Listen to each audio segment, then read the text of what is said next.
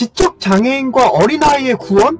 그들은 하나님의 품 안에 있는 자들입니다. 사랑하는 여러분, 우리가 믿는 하느님은 자비로우시며 공의로우신 분이십니다. 그는 우리의 연약함을 아시고 그 약함 속에서도 우리를 품어 안으시는 아버지이십니다. 그렇다면 질문 하나를 던져보겠습니다.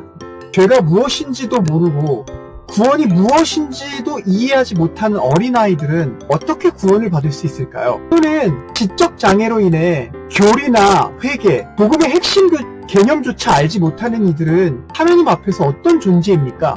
이 질문은 단지 신학적인 호기심을 넘어 우리가 하느님의 성품을 얼마나 깊이 이해하고 있는지를 시험하는 본질적인 물음입니다. 먼저 예수님은 어린아이들을 어떻게 보셨을까요? 마태복음 18장 3절에서 예수님은 이렇게 말씀하십니다. 진실로 너희에게 이르노니 너희가 회심하여 어린아이들과 같이 되지 아니하면 결코 천국에 들어가지 못하리라. 놀랍지 않습니까? 천국에 들어가기 위해 필요한 모습이 어린아이와 같이 되는 것이라고 하셨습니다. 예수님께서 어린아이들을 비유의 대상으로 택하신 것은 단지 순수함 때문이 아닙니다. 어린아이는 스스로 의를 세울 수 없습니다. 자기 지식이나 공로로 하나님 앞에 나아갈 수 없습니다. 오직 부모의 손에 의지하여 전적으로 맡기는 존재입니다. 그 모습이 바로 우리가 하느님 앞에 나아가야 할 모습입니다. 회심이란 어린아이처럼 하나님을 전적으로 신뢰하는 상태로 돌아가는 것입니다. 그렇다면 반대로 생각해 볼까요? 거꾸로.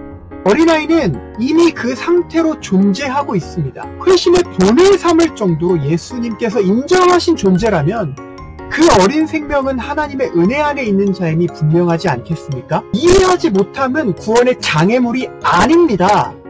어떤 이들은 이렇게 말할 수도 있습니다. 복음을 듣고 믿어 구원받지 않나요? 회개하지 않으면 어떻게 천국에 갈 수 있나요? 물론 복음을 듣고 믿는 일은 중요한 일입니다. 그러나 여기에서 중요한 것은 능력이 아니라 책임입니다. 하나님은 우리 각자의 능력에 따라 책임을 물으시는 분입니다.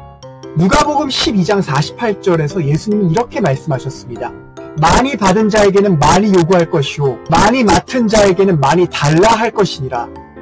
복음을 듣고 이해하고 믿을 수 있는 능력이 주어진 자는 반드시 회개하고 믿어야 합니다. 그러나 어린아이처럼 그럴 능력조차 없는 자에게는 하나님이 그 책임을 물으시지 않으십니다. 그들은 전적으로 은혜에 의존할 수밖에 없고 하나님은 그 은혜로 그들을 품어주십니다.